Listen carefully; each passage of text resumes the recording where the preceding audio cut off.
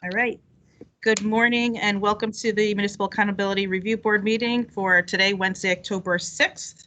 And thank you to all who have joined today. We have a modest agenda before us. But before I begin, I want to ask my co-chair, Assistant Treasurer Christine Shaw, on behalf of Treasurer Wooden, if she has any opening remarks. I do not. Thank you, Madam Secretary. Excellent. The first item for business today, due to some calendaring constraints, I am requesting a motion to move West Haven to item 4 to then be followed by Hartford and then Sprague. So moved. Second. Great. It's been moved and seconded, and we have formally need to concur, ensure that everyone is in agreement. So Julian, can you just quickly hit a roll call?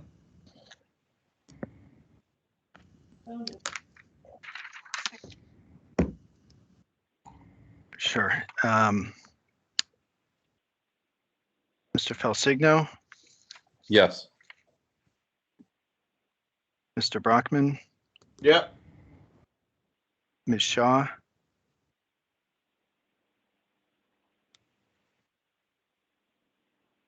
Yes. Secretary McCaw, Yes.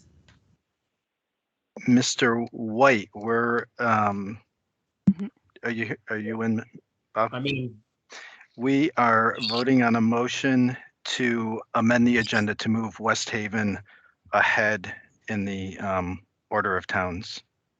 Are you okay with that? sure. And are there any other members of the board that I did not just mention that have joined the meeting?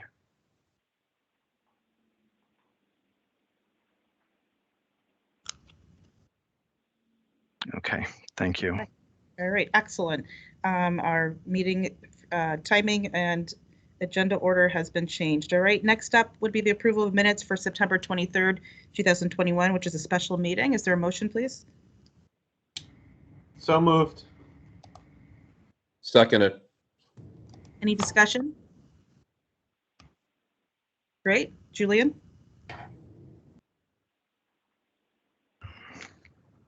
Mr. White, Yes. Mr. Felsigno, Yes. Mr. Brockman, Yes. Ms. Shaw, Yes. Secretary McCaw. Yes. Are there any other board members that have joined that I did not mention? And that's everybody. All right, excellent. We're going to open it up to our public comment period. Members of the public, if you would like to have an opportunity to speak, you can unmute yourself. Please do identify yourself and your city or town of affiliation, and please limit your comments to 2 minutes. Is there anyone that cares to participate in our public comment period this morning?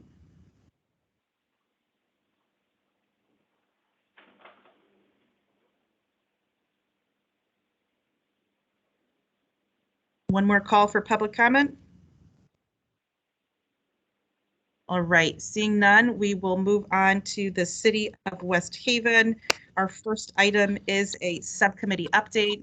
I do want to begin, before we jump into the subcommittee update, to provide you with an update pertaining to the concerns that were expressed in public comment, as well as correspondence received by the Office of Policy and Management concerning the use of coronavirus relief funds by the City of West Haven.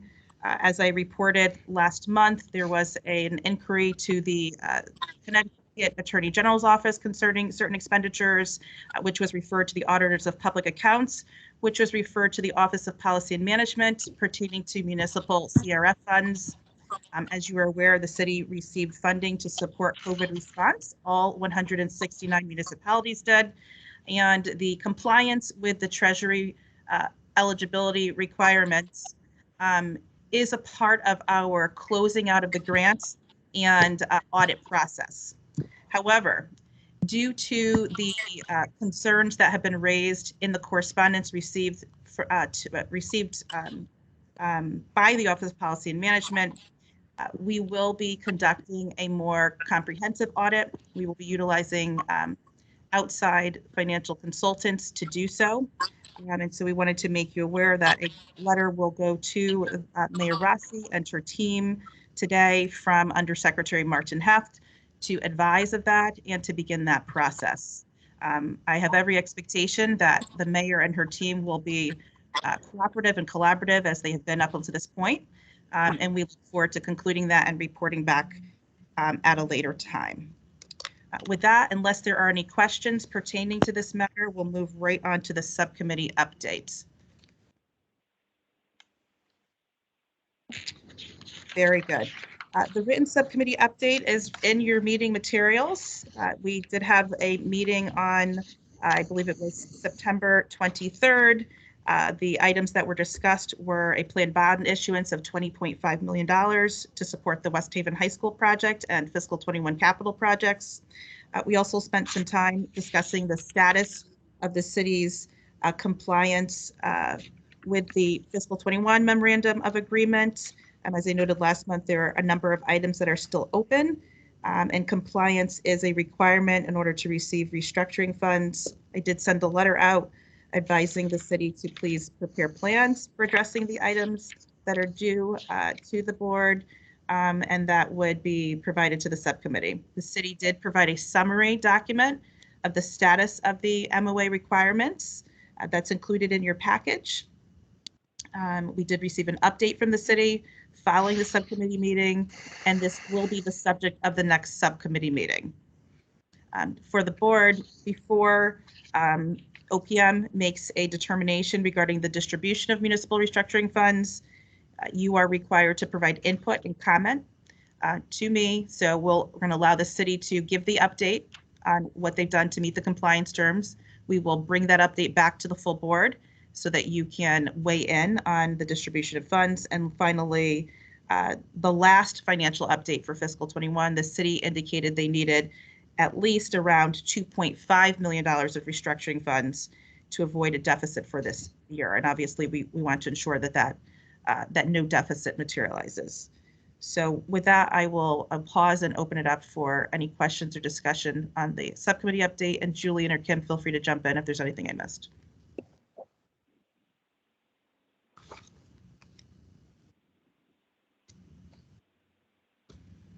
All right, more to come on how we're handling the muni restructuring funds. Next would be review and discussion of the monthly financial report for August 2021. We'll turn it over to Mayor Rossi, Frank, and the team.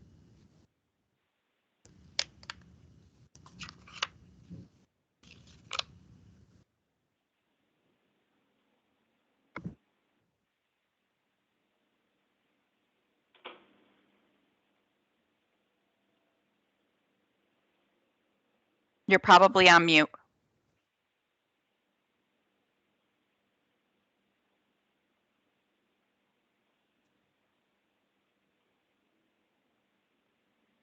Hi, can you hear me now? Yes, Frank. Yes, we can. Okay, thank you. So you should have received the financial report.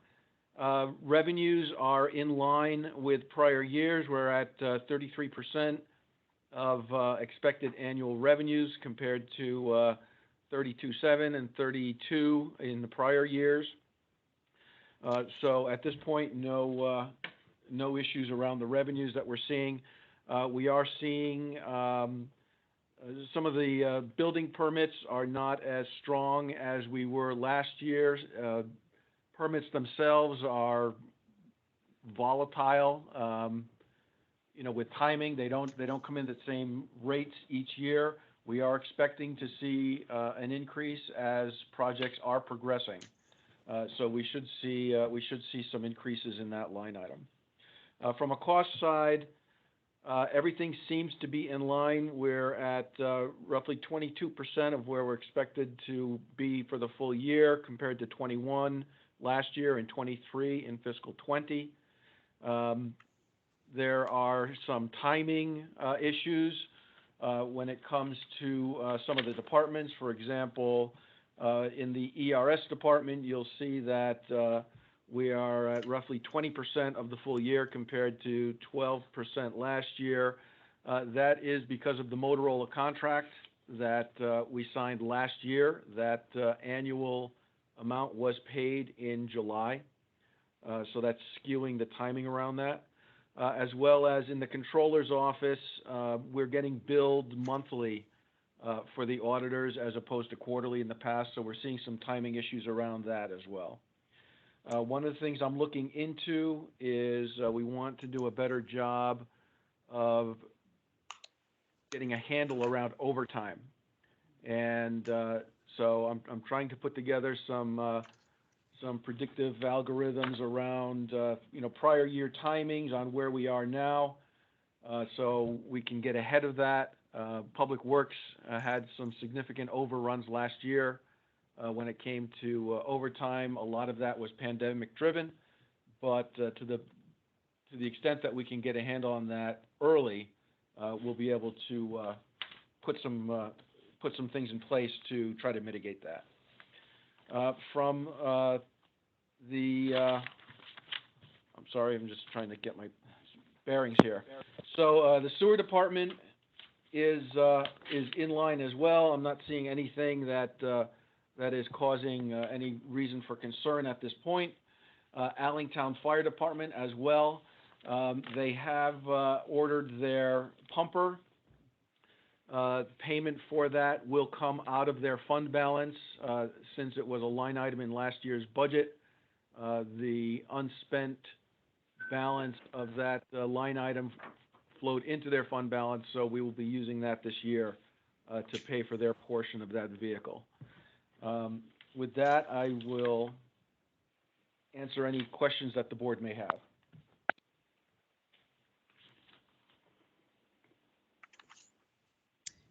Frank, do you have any updates with respect to fiscal year 2021? And for the board and the public purpose, just to go on record, fiscal 22 does not have any reliance on municipal restructuring funds, correct? That is correct. So 22 does not have any restructuring funds in it. Fiscal 21, we're still looking at roughly $1 million surplus. Most of the bills have come through.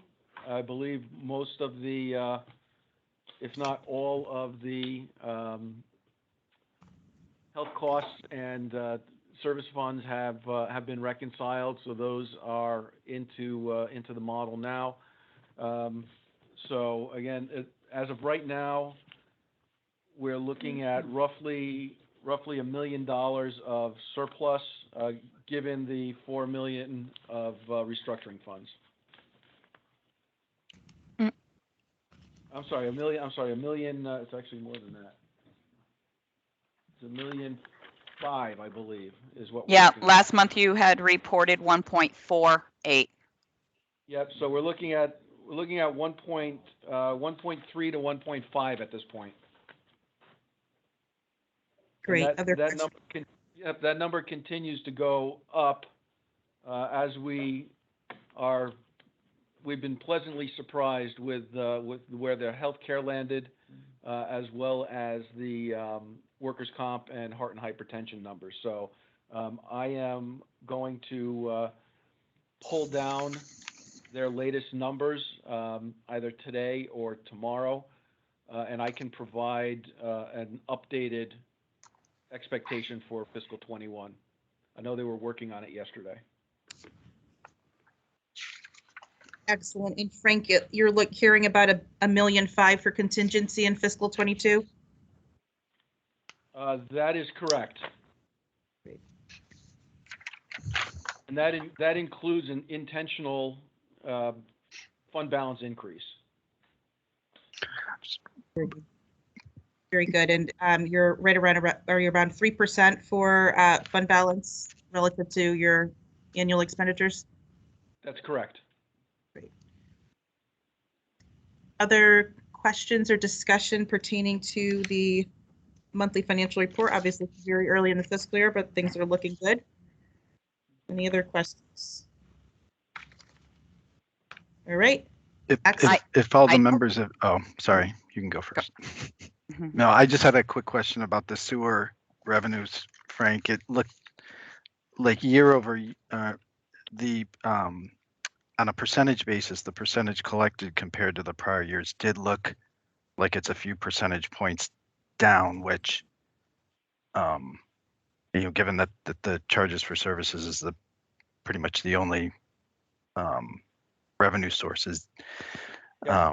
Do you expect that to have any impact on, for the rest of the year, or your projection for the full year? I know you carry a pretty large contingency in the sewer fund, but I was just wondering if you had picked up on anything driving that.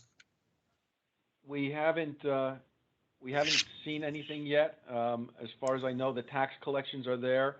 I'll have to dig into that to see when we received the payments from Orange last year for their portion of the sewer. It could be a timing issue, but I will definitely look into that for you once I can get connected. Okay. Kim, did you have one? I did. A couple of questions, Frank. One, I noticed in your financials in the expenditure lines, and actually in some of your revenue lines, you have opposite revenue, which is a deficit versus a revenue recording. Is that reversals of prior year impact that needs to be cleaned up? I believe so. Okay. We've been trying to get everything cleaned up for the audit. Okay. All right. I'll hold tight on that. Also for the Board of Ed, I know that I believe last time, and I know Matt is on the line today, that our numbers for the Board of Ed year-end numbers haven't changed. And I know that they were looking to accrual, complete some accruals that weren't ready within the payroll system, though, and some benefits were not finalized from the last time that we met. I'm just wondering where we stand in those categories. Hi, Kim. Yes, all payroll has been accrued Okay. through the ADP system. That's all set, and our benefits are completed as well. Are the benefits completed with the city for year-end? I believe they are. Okay. So Matt, you're not moving off of the number that you had provided from the last month? No, the 140 some odd thousand still holds true. Okay.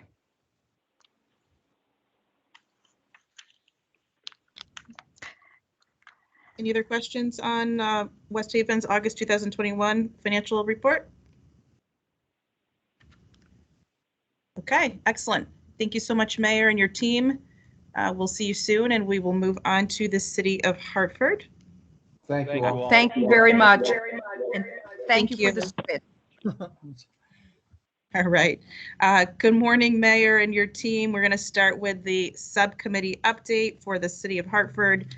We do have a written update that was included in the meeting materials. The Hartford subcommittee did not meet in September. However, the city did provide an update to its budget mitigation measures, which you do have in your package for informational purposes. Since the subcommittee did not meet, we will discuss the mitigation in more detail at the next subcommittee meeting.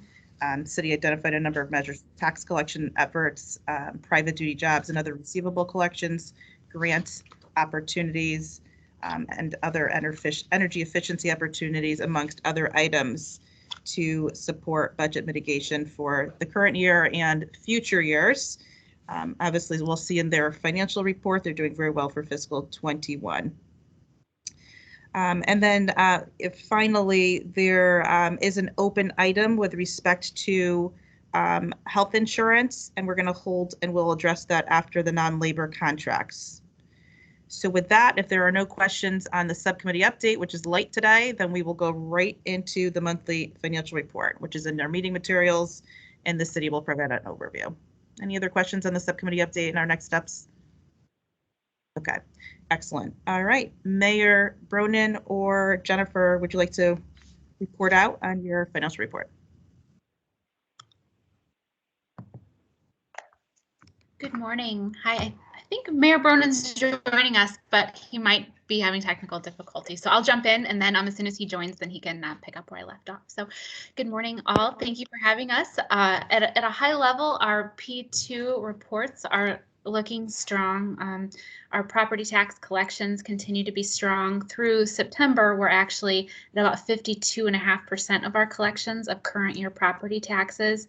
And we're at about 80% of our prior year property taxes as budgeted. So we continue to have strong revenue collections, similar to West Haven. Our permit revenue is a little bit lower than last year, so we'll continue to take a look at that, but it's not a significant number to the overall projections, but is very similar to what West Haven is also seeing.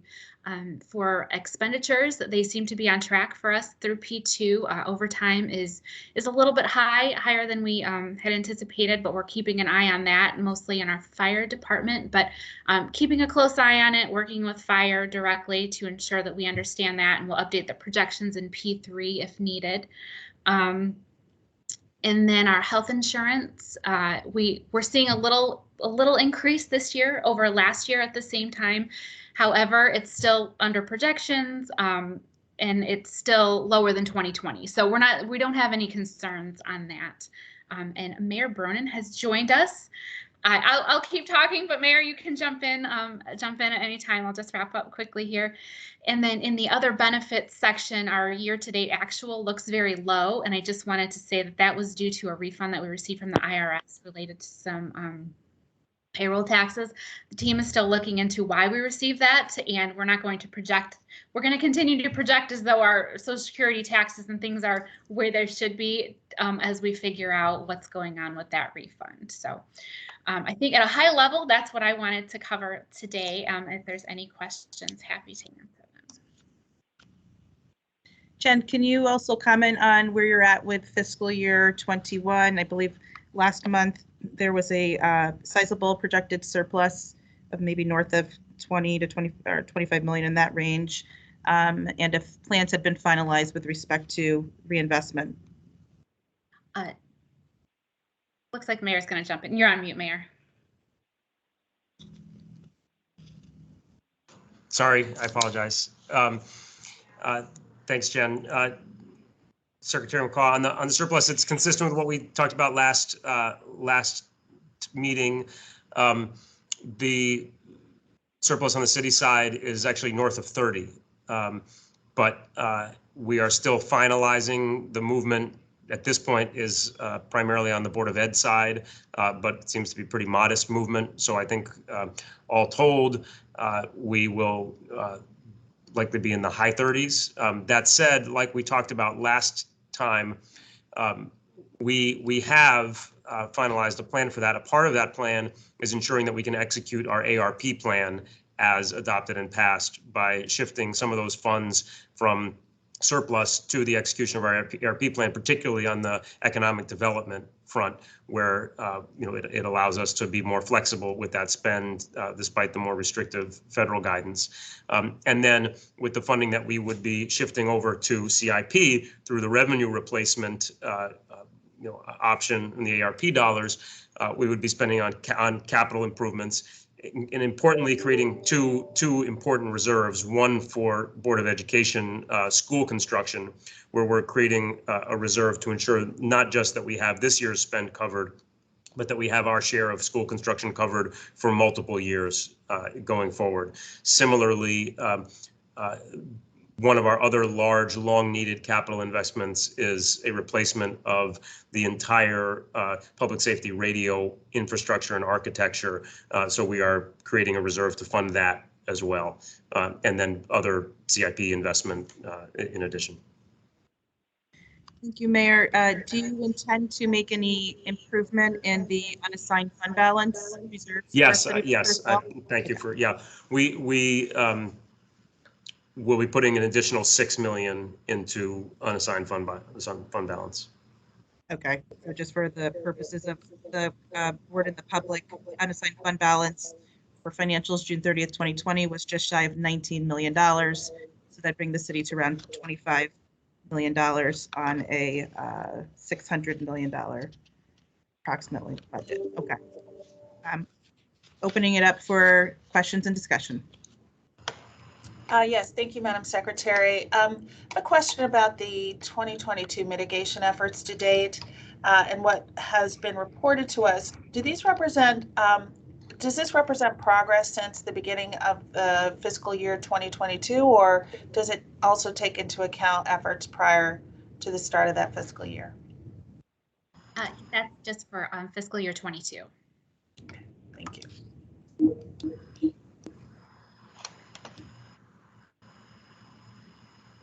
Other questions or discussion on the fiscal 22 financial report for Hartford?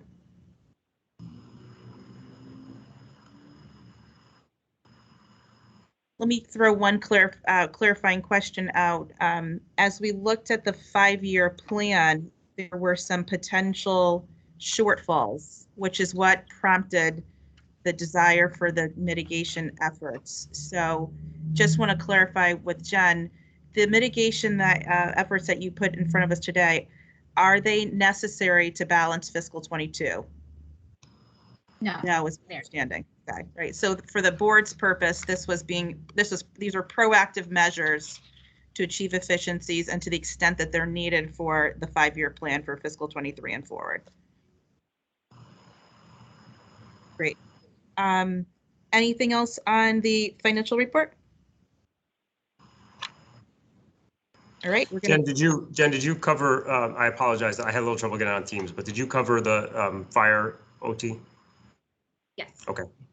Yeah, Jen indicated that you were looking further. We could see that P2 was trending significantly higher than last year P2. So we'll dig a little deeper next month, perhaps. Okay. Other questions from the board? All right, excellent. We'll move on to review and discussion of the non-labor contracts. We have the Cintas Public Works uniforms, Salvation Army warming centers operations, and the Salvation Army overflow shelter. So Mayor, over to you or someone from your team. We should have our team, members of our team ready. Jen, who we got up for Cintas? For Cintas, actually, I'm going to start that one. And then if there's any questions I can't answer, Michelle Harrison from DPW is on the line. So briefly on the Cintas contract, this is actually a contract that's under the U.S. communities. It's a 1-year contract with a 1-year ability to extend it for 1 year. We've had Cintas since about 2015. The contract really hasn't changed in price. It's been around $100,000. This year we put in about $105,000 as an estimate. So not a significant increase there. And then this contract covers uniforms for approximately 150 DPW workers. I'm not sure if there's any questions on that. Jen, prior to this particular contract, were these services competitively bid? I believe that they've just gone through the U.S. commodities contract for the last 5 years or so. Very good.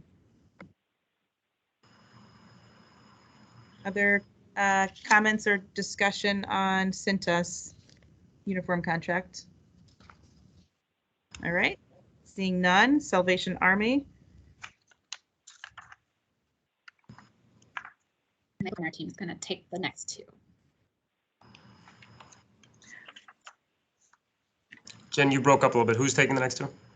I'm sorry, I think Carmen is up. Hi, good morning, everyone. My apologies, my camera is not working on my phone.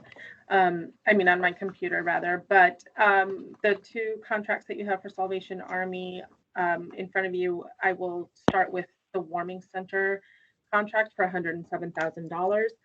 The warming center that we're referring to is held out of the Milner School building on Vine Street. The contract total is for $107,000. And the services are for individuals who don't present a permanent address and are homeless.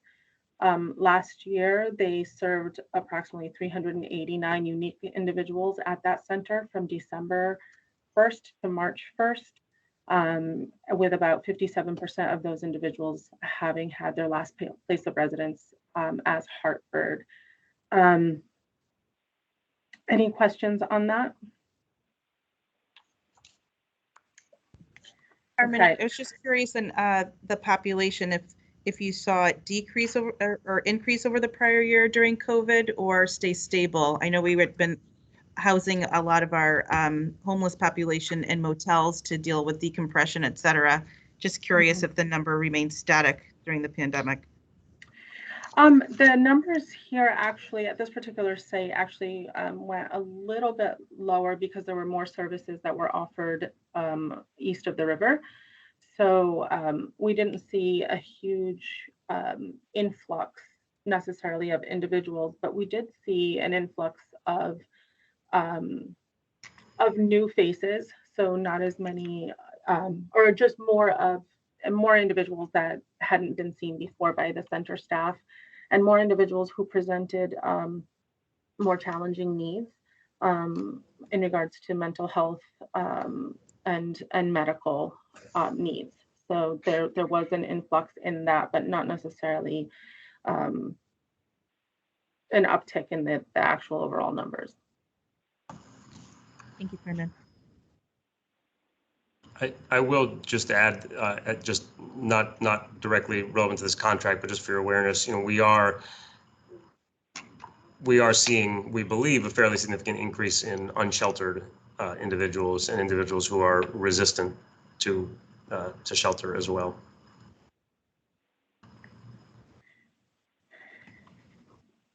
Yeah, and we continue to work, to be a part of the CAN to help really, work on some of these pending issues, and are keeping an eye. Salvation Army does a good job of maintaining their data and keeping track of the individuals that are frequenting that facility. This particular contract did go out to RFP this year, and Salvation Army was the only applicant that applied, and we granted them the contract for these services. For the family overflow shelter, that's a $100,000 contract, again flat funding from the previous year. The course of last year actually allowed, with some addition of CARES Act money that Salvation Army received, it allowed them to do a little bit more targeted work with the families that were coming into this center. They decreased their average length of stay from 29 days to 22 days. They were able to bring on a specialist who and to use flash and rapid exit funds to be able to move those families into different housing opportunities. So they had 28 families that were served altogether. In total, there were 90 persons, and of which 40 were adults and 50 were minors. And about 12 households were able to move directly from the overflow shelter to their own apartments, or were diverted to be reunited with family and friends. Thanks, Carmen. Any questions or discussion on this remaining contract for Hartford? Okay, seeing none, we will move to the discussion regarding the health insurance item that I mentioned during the subcommittee report out. You'll recall from last month, we did have some discussion with respect to correspondence that was received from AFT Connecticut, whereby a recommendation was made to further evaluate the savings of moving a number of Hartford Board of Education employees to the state partnership plan. There are about 582 employees and 4 early retirees that are enrolled in the Anthem Preferred PPO plan, and we had discussed having an analysis conducted to see if that was worthwhile in partnership with the city for consideration. We have since learned that an analysis was completed by the city's current healthcare consultant, which is Siegel. That analysis showed some small savings, about $1.7 million, if this particular group were to move to the hydroelectric health plan with HSA, and that the shift to the partnership plan would have resulted in a cost of about $2.9 million. And there's also an analysis conducted by the union, by insurance consultant Dr. Joseph Fields, that reflects a $7.1 million potential savings. And so for discussion at this time, one, I want to give the mayor an opportunity if he chooses, if he wants to comment. There has been a request from at least one MARB member to have a deeper dive on these numbers, given one consultant indicates a $7 million savings and the other consultant indicates a cost of $2.9 million, potentially to have a third opinion, if you will, to ensure that there's no opportunity here. So before I open it up for discussion, Mayor, I just want to respectfully give you the chance to make any remarks as you see fit. Thanks, Secretary McCaw. You know, as these are collective bargaining agreements under the Board of Education, I don't know that it's appropriate for me to comment, you know, at this point. And anyone from the Hartford Board of Ed, do you want to comment or to clarify anything that I stated?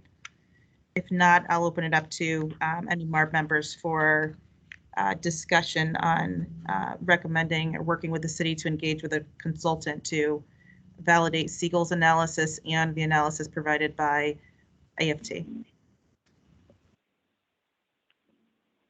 Yeah, this is Mark.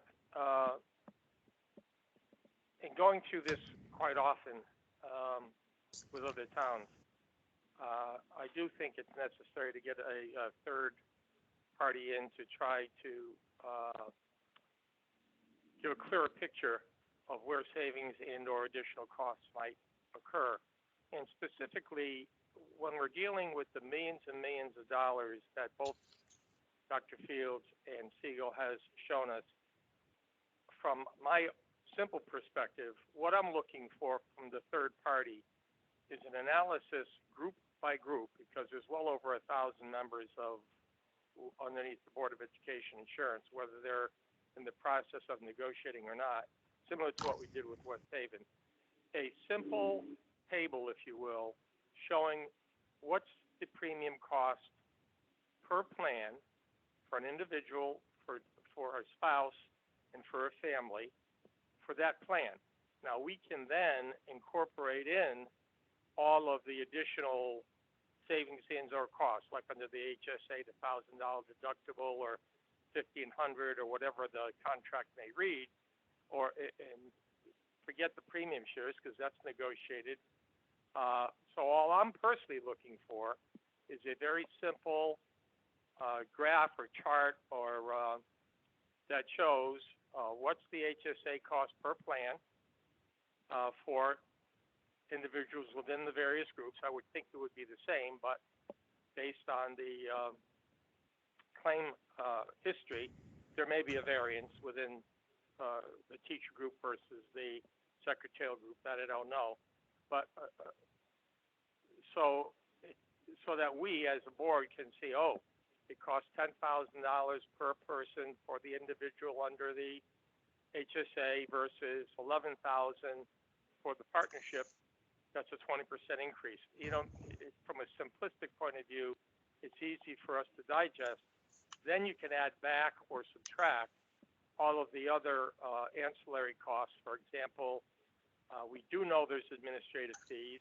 We do know there's third-party costs. All of those set aside for now. Let's just look at the straight, unvarnished, if you will, cost per plan, so that a simple guy like me can understand the per plan costs and what it would look like going forward, if that makes sense to everybody. Thanks, Mark. Well, first I hear you saying you agree, your agreement that a deeper analysis or a separate analysis apart from the two that have been conducted is warranted. And then I hear you describing how you'd want that analysis laid out. It seems that both parties would have to lay it out the way you described it. And then the third party would have to do the same so you can make an apples to apples comparison. But what I hear is your support that a deeper review here should occur. I have a clarifying question, Madam Secretary. I'm all for additional analysis, and I agree with what Mr. Waxenberg has laid out. I'm just curious to know, why is a third analysis necessary or a third opinion on this? Is there an observation that the first two analyses were not as comprehensive as they needed to be? Well, there are two approaches we can take. Obviously, there's a significant difference between the two consultants. One is saying there's a cost, another one's saying there's a $7 million savings. So we could begin with having Siegel come in and describe their methodology. However, there was at least one request from a MARB member that felt a third separate party would provide another objective analysis to see if we can get the analysis a little closer together or clarity on what's driving those differences. For me to clarify that, because I do, the $7 million savings is a union consultant. The cost is a quote-unquote management consultant. So I think personally, I'd feel more comfortable if there was a quote-unquote independent consultant to justify the cost, because obviously get a little, whoever hires you is going to get benefit of the additional dollar or cent. So I just have concerns that a third party would be more possibly more accurate. Thank you for that background. Those are two very different numbers. So I agree. I think somebody else looking at it, even if it were somewhere in the middle, it'd be worth doing. But not that we know that it is somewhere in the middle, but it would be interesting to see what, as Mark calls, maybe a more neutral person looking at this comes up with. Do we, this is Matthew, I'm comfortable with the third party or a neutral or whatever analysis, but do we have, I have not seen Mr. Fields' analysis, so I'm just sort of curious for myself to be able to look at both before we go out or in the process of going out to find a third analysis. Can that be distributed to members? Or did I miss it? We have a letter from AFT, and if we do not have the backup for their analysis, we will request it, and we'll provide both Siegel's analysis and backup as well as Mr. Fields. Thank you. And that will be shared with the whole committee, or the Hartford committee. Thank you. Yeah, I hadn't seen that either, so thank you for that. Very good. Any other discussion on this item? Otherwise, we'll proceed with making sure the full board has both analyses, and we'll begin to look for, we'll bring it to subcommittee for discussion of both, and then we will look for the third objective, neutral. Not to say that two existing were not objective, but a neutral to weigh in as well. Madam Secretary, in advance of the board meeting, would somebody be able to take a quick look at the two analyses to see if, differing assumptions leap out so that we could perhaps be a little more guided? Because as people have said, a $10 million gap is something's going on there.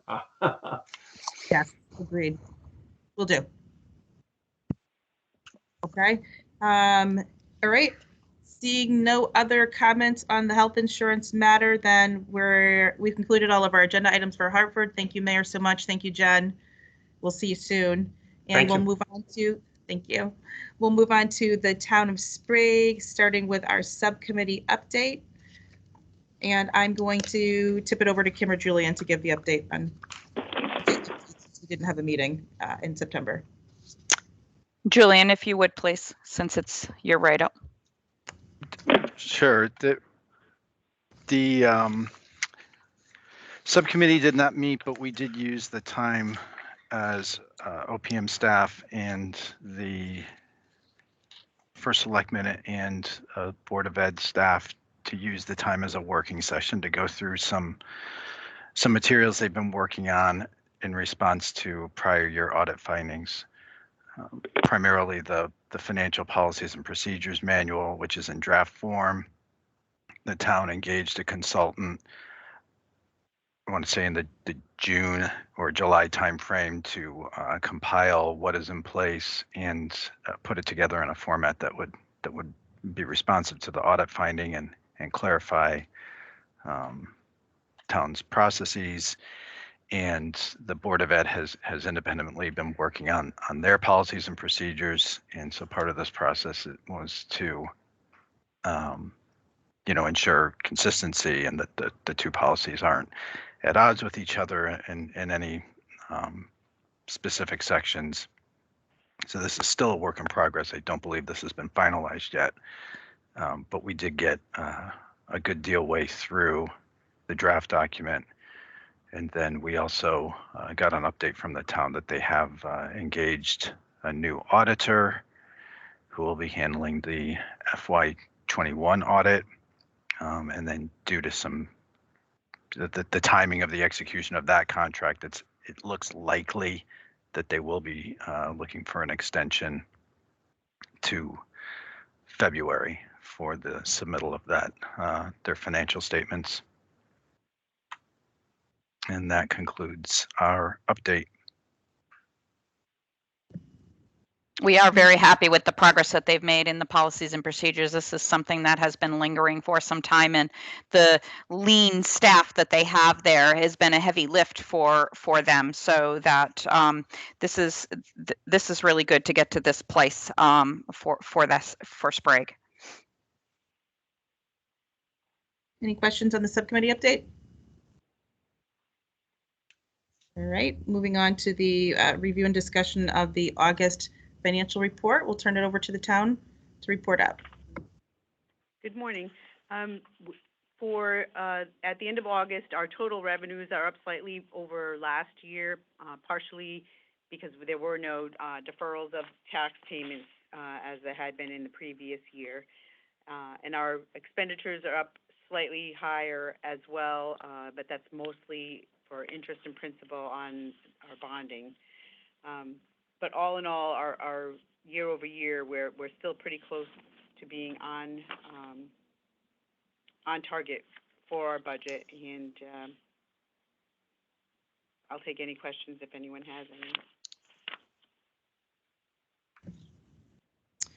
First Selectwoman, just wanted to ask you for an update on fiscal 21, and if you could just remind the committee where you closed June 30th, 2020 from a fund balance perspective. Obviously, Sprague is unique. You had more of a one-time need to remedy negative fund balance and some cash issues.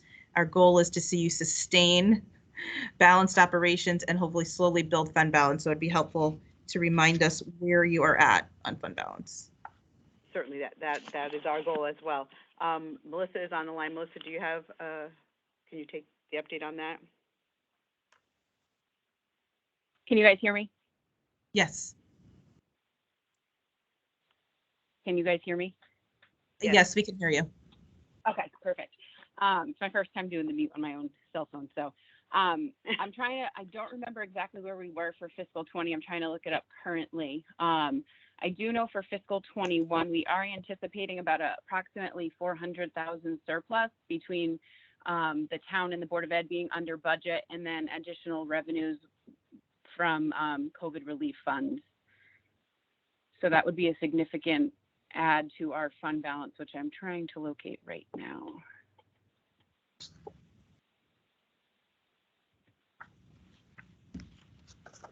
Our fund balance for fiscal 20 was approximately 48,000 deficit. So that would at least put us into the positive, and I believe ahead of schedule as to where we believe we were planning on being for fiscal 21. Correct. That's excellent. Thank you. Thank you for that update. So you hopefully will be around a $350,000 fund balance and a $9.6 to $9.7 million budget. So that puts you around 3.6%. That's great progress. Other questions on the financial report?